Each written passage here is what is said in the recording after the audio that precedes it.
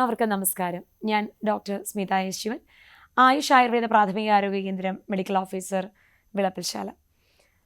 നാം ഇന്ന് സംസാരിക്കുന്ന വിഷയം അധികരിച്ച കൊളസ്ട്രോൾ എന്നുള്ള വലിയ ഒരു പ്രയാസമാണ്. പലരും ഹാർട്ട് അറ്റാക്ക് പോലും പേടിച്ചു വരുന്ന ഒരു രോഗമാണ് ഹൈപ്പർ കൊളസ്ട്രീമിയ. NCDകളിൽ നമ്മൾ വളരെ കോമൺ ആയിട്ട് കാണുന്ന ഒരു രോഗം തന്നെയാണ്. ഇന്നിപ്പോൾ എല്ലാ ആയുർവേദ ആശുപത്രികളിലും PHSകളിലും ഒക്കെ തന്നെ NCD ക്ലിനിക്കുകൾ പ്രത്യേകം നടത്തിപ്പോയിരുന്നു. അവിടെയൊക്കെ തന്നെ കൊളസ്ട്രോൾ അധികരിച്ചവരെ നാം ഏറെ കാണാറുണ്ട്. കൊളസ്ട്രോൾ എന്ന് പറയുന്നത് പലപ്പോഴും സംഭവിക്കുക താമസിച്ച് ഭക്ഷണം കഴിക്കുന്ന രീതിയും, ടൈം ഇൻ്റർവെൽ തെറ്റിച്ചിട്ടുള്ള ഒരു ഭക്ഷണ രീതിയും, അതുകൂടാതെ തന്നെ കൊഴുപ്പ് ഒരുപാട് ചേർന്ന ആഹാരങ്ങളും കഴിക്കുന്നവരിലാണ് നാം കൊളസ്ട്രോൾ അധികരിച്ചതായി കാണുക. ഇനി എത്ര നന്നായി ഡയറ്റ് കീപ്പ് ചെയ്യുന്നവരാണെങ്കിലും വ്യായാമത്തിൻ്റെ കുറവുണ്ടെങ്കിൽ പോലും കൊളസ്ട്രോൾ അധികരിച്ച് കാണാറുണ്ട്. അതുകൊണ്ട് തന്നെ കൊളസ്ട്രോൾ എന്ന് പറയുന്ന രോഗത്തിൽ നാം പ്രത്യേകം ശ്രദ്ധിക്കേണ്ടതാണ്. നാം കൃത്യമായിട്ടുള്ള വ്യായാമ മുറകൾ ശീലിക്കേണ്ടതുണ്ട്. അപ്പോൾ ഹൈപ്പർ കൊളസ്ട്രീമിയയിൽ നാം പ്രത്യേകം ശ്രദ്ധിക്കേണ്ടത് എണ്ണയിൽ വറുത്തുപൊരിച്ച സാധനങ്ങൾ കഴിക്കുക എന്ന് പറയുന്നത് നാം മാക്സിമം ഒഴിവാക്കുക എന്നുള്ളതാണ്. കഴിയുന്നതും പുറത്തുനിന്ന് നമ്മൾ വാങ്ങുന്ന എല്ലാ എണ്ണ പലഹാരങ്ങളും പലപ്പോഴും അത് ഡാൽഡയിലോ പാം ഓയിലിലോ അങ്ങനെയൊക്കെ പ്രിപ്പയർ ചെയ്തതാവാം, അല്ലെങ്കിൽ തന്നെ അത് പലതവണ റീകുക്ക് ചെയ്ത അങ്ങനെയുള്ള ഒരു പ്രോഡക്റ്റ് ആയിരിക്കും നമുക്ക് കിട്ടുന്നത്. അതുകൊണ്ടൊക്കെ തന്നെ ഹൈപ്പർ കൊളസ്ട്രീമിയ നമുക്ക് കോമൺ ആയിട്ട് കാണാൻ സാധിക്കുന്നു. കുറച്ച് മുന്നോട്ട് അധികരിച്ചാൽ നമുക്കത് ഫാറ്റി ലിവറിലേക്കും ഒക്കെ പോകുന്ന ഒരവസ്ഥയിലേക്ക് നമുക്ക് കാണാൻ സാധിക്കും.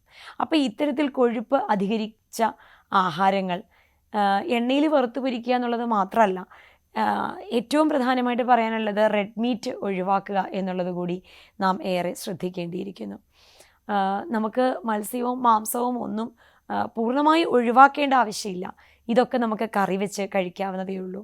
അതുപോലെ മുട്ട, ഇതെല്ലാം മുട്ടയുടെ വെള്ള നമുക്ക് നല്ല പ്രോട്ടീൻ കണ്ടൻ്റുള്ള, പ്രോട്ടീൻ റിച്ച് ആയിട്ടുള്ള ഒരു ആനിമൽ പ്രോഡക്റ്റാണ്. അപ്പോൾ അതൊക്കെ നമ്മൾ കഴിക്കേണ്ടതാണ്. അപ്പോൾ അതുകൊണ്ട് അതൊന്നും പൂർണ്ണമായി ഒഴിവാക്കേണ്ട.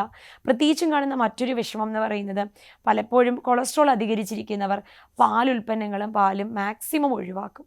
പക്ഷെ പലപ്പോഴും പാലും ടോട്ടലി കട്ട് ഓഫ് ചെയ്യുമ്പോൾ ഓസ്റ്റിയോ ആർത്രൈറ്റിസ് പോലുള്ള പല രോഗങ്ങളും അവർക്ക് മുട്ടുവേദനയായിട്ടും ഒക്കെ നാം കാണുന്നുണ്ട്. അപ്പോൾ ശരിക്കും കാൽഷ്യം സപ്ലിമെൻ്റ് ആയിട്ടുള്ള പാലിനെ അങ്ങനെ ടോട്ടലി അവോയ്ഡ് ചെയ്യേണ്ട ഒരാവശ്യമില്ല.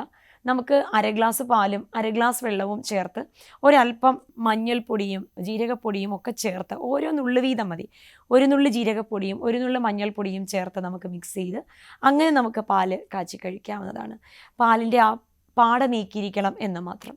അതുപോലെ കഴിയുന്നതും വെണ്ണ മാറ്റാത്ത കട്ട തൈര് ഉപയോഗിക്കുന്നതും നാം മാക്സിമം ഒഴിവാക്കേണ്ടതുണ്ട്. പുളിപ്പില്ലാത്ത നല്ല തൈര് നമുക്ക് വെണ്ണ കടഞ്ഞു മാറ്റി മോരായിട്ട് ഉപയോഗിക്കുന്നതും ഏറ്റവും നല്ലതാണ്. അപ്പോൾ അങ്ങനെ മാത്രം പ്രോസസ്സ് ചെയ്തതേ നാം കഴിക്കാവൂ. ഇങ്ങനെയുള്ള ചെറിയ ചെറിയ ടിപ്സ് നമ്മുടെ മനസ്സിലുണ്ടെങ്കിൽ നമുക്ക് ഹൈപ്പർ കൊളസ്ട്രീമിയെ നമുക്ക് കറക്റ്റ് ചെയ്ത് കൊണ്ടുപോകാനായിട്ട് സാധിക്കും. അതുപോലെ തന്നെ കറിവേപ്പിലയും വെളുത്തുള്ളിയും ചേർത്ത് അരച്ച് മോരിൽ ചാലിച്ച് കഴിക്കുന്ന ഒരു രീതി, അത് തന്നെ ഹൈപ്പർ കൊളസ്ട്രീമിയെ കുറയ്ക്കാനായിട്ട് ഏറെ സഹായകരമായിരിക്കും. എല്ലാവർക്കും നല്ലൊരു ആരോഗ്യം ആശംസിച്ചുകൊണ്ട് നിർത്തുന്നു. നന്ദി, നമസ്കാരം.